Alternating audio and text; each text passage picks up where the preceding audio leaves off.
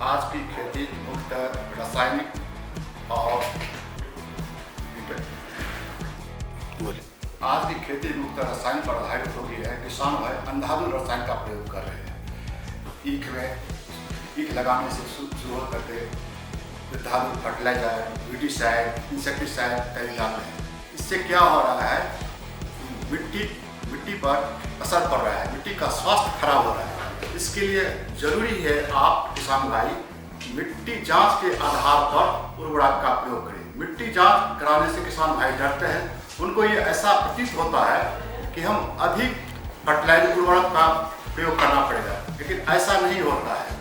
हो सकता है कभी कभी मिट्टी में आप नाइट्रोजन फर्टिलाइजर ज़्यादा डालते हैं, आपको जिंक डालना पड़े, सो कैसे पता चलेगा? इसके लिए मिट्टी जांच आवश्यक है।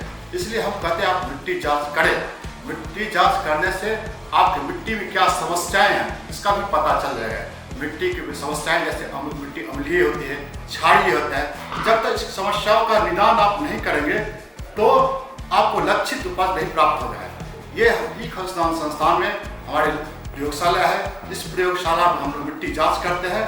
मिट्टी जांच के आधार पर हम अनुशंसा करते हैं कि फसलों में कितना उर्वरक डालें, क्या डालें। आज की सबसे समस्या है कि हमारे मिट्टी का कार्बन का स्तर बहुत घट गया है। कार्बन का स्तर घट जाने से मिट्टी में जो जीवांश है उसकी मात्रा घट गई है, इसलिए हमको लक्षित उपज नहीं मिल पाता है। अतः आपसे आग्रह है कि आप निश्चित तौर पर मिट्टी जांच कराएं। मिट्टी जांच करा करके जो आपको अनुशंसा है उसके आधार पर उर्वरक का प्रयोग करें, जिससे आपको अच्छी उपज भी मिलेगी और टिकाऊ खेती होगी।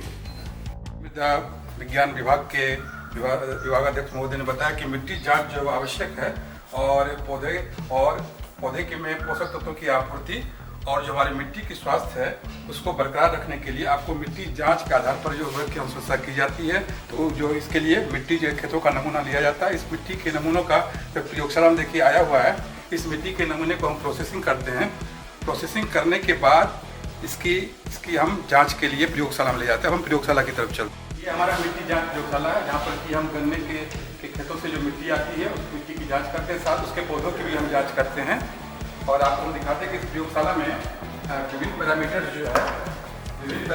जो हमारा पीएच हुआ है, कंडक्टिविटी हुआ, जैसे मृदा में सैलिनिटी कितना है, अल्कलिनिटी कितना है, या उसमें नाइट्रोजन की मात्रा कितनी है, फास्फोरस की कितनी है, और सबसे महत्वपूर्ण जो है जो साथ में सूक्ष्म पोषक तत्व के लिए भी हमारे यहाँ प्रयोगशाला है, जिसमें कि हमारे यहाँ एटॉमिक एग्जॉशन स्पेक्ट्रोफोटोमीटर है, जिससे कि हम जांच करके पता लगा लेते हैं। जैसे हमारा ये पीएच मीटर है, इस सिस्टम से हम ये पता करते हैं कि मिट्टी में जो है मिट्टी की पीएच क्या है, मिट्टी अम्लीय है, क्षारीय है या उदासीन है। इसी तरह से हम उसमें नमक की मात्रा का पता लगा लेते हैं, जिसमें कि सॉइल सैलाइन है, उसके अंदर किसी तरह की समस्या तो नहीं है। इस तरह से मिट्टी की जाँच के लिए हम जो विभिन्न उपकरणों का इस्तेमाल करते हैं, खेतों से जो किसानों की मिट्टी आती है उसे हम जांच करके, हमारा नाइट्रोजन सिस्टम है, जिससे ये पता चलता है कि मिट्टी में नाइट्रोजन की कमी है या नहीं है। तो नाइट्रोजन की कमी का पता हम लगा सकते हैं इस इंस्ट्रूमेंट से।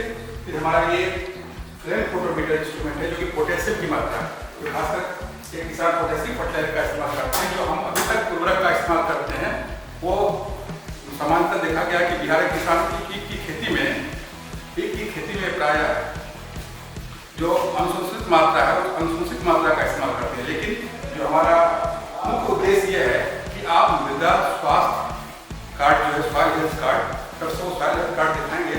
हमारे यहाँ सॉइल हेल्थ कार्ड है। इस सॉइल हेल्थ कार्ड इसमें डॉक्टर अजीत कुमार का मृदा वैज्ञानिक हैं, इन्होंने मृदा स्वास्थ्य पत्र जो है इसकी जाँच करने के बाद हम इस मृदा स्वास्थ्य पत्र पर इसे भरते हैं कि मिट्टी की विद्युत चालकता क्या है, जैविक कार्बन जो सबसे महत्वपूर्ण इंडिकेटर जो हमारे विभागाध्यक्ष महोदय बता रहे थे आपको, जैविक कार्बन की मात्रा क्या है, नाइट्रोजन की मात्रा क्या है, फास्फोरस की मात्रा क्या है। तो फास्फोरस का जो हम इंस्ट्रूमेशन करते हैं उसके लिए हमारा ये इंस्ट्रूमेंट है स्पेक्ट्रोफोटोमीटर। इस तरह सारे उपकरण हमारे प्रयोगशाला में है।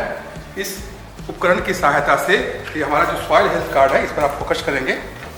ये हमारा एक अनुसंधान संस्थान पूषक का सॉइल हेल्थ कार्ड है, मृदा विज्ञान विभाग के द्वारा। ये लक्षित फसल हमारा गन्ना है और ये मृदा स्वास्थ्य पत्र बनकर आपको मिल जाएगा। और ये बहुत ही आवश्यक है, जो हमारे भारत सरकार की ये योजना भी चल रही है और किसानों को सॉइल हेल्थ कार्ड दिया जा रहा है। तो ये मृदा जांच प्रतिवेदन हम बनाते हैं।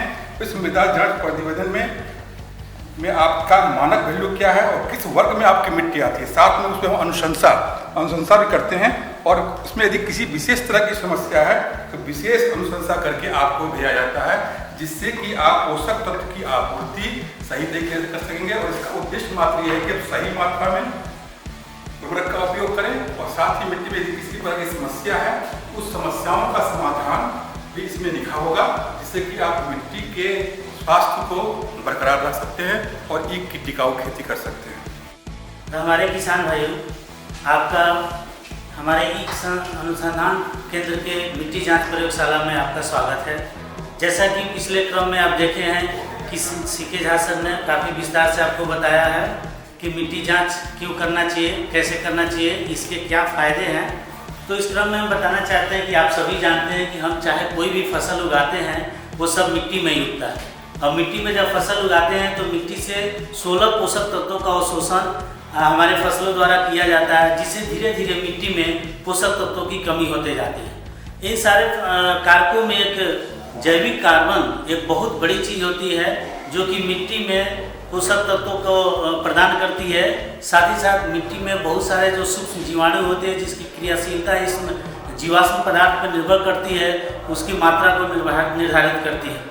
तो इस प्रयोगशाला में आप देख रहे हैं जैसे कि सारे हमारे रिएजेंट्स बने हुए हैं जिसके द्वारा हम लोग ऑर्गेनिक कार्बन का एस्टिमेशन करते हैं। तो इस क्रम में हम ये बताना चाहते हैं कि मिट्टी जांच प्रयोगशाला के तहत आप सारे जांच को ले सकते हैं और इससे फ़ायदा ये होगा कि आप जांच के आधार पे आप पोषक तत्वों का उपयोग अपने खेती में कर सकते हैं, जिससे अंधाधुंध रासायनिक उर्वरक का ज़्यादा मात्रा जो हम खेती में यूज कर रहे हैं और इसका जो बहुत बुरा प्रभाव पड़ रहा है मिट्टी के ऊपर, उसकी संरचना बिगड़ रही है, उसका स्वास्थ्य बिगड़ रहा है, उसको तो सुधार कर ही सकते हैं। इसके अलावा जो सबसे आज का मांगा सबसे उपादान यदि है तो वो है उर्वरक। इस उर्वरक की आप बचत कर सकते हैं और साथ ही साथ हमारे किसान भाई ट्रेनिंग लेकर के चाहें तो इस मिट्टी जांच प्रयोगशाला को अपने गाँव में भी कर सकते हैं और ये भी इससे आमदनी का एक अच्छा स्रोत है। किसान ट्रेनिंग लेकर के मिट्टी जांच प्रयोगशाला को इस्टेब्लिश कर सकते हैं अपने गांव में। धन्यवाद।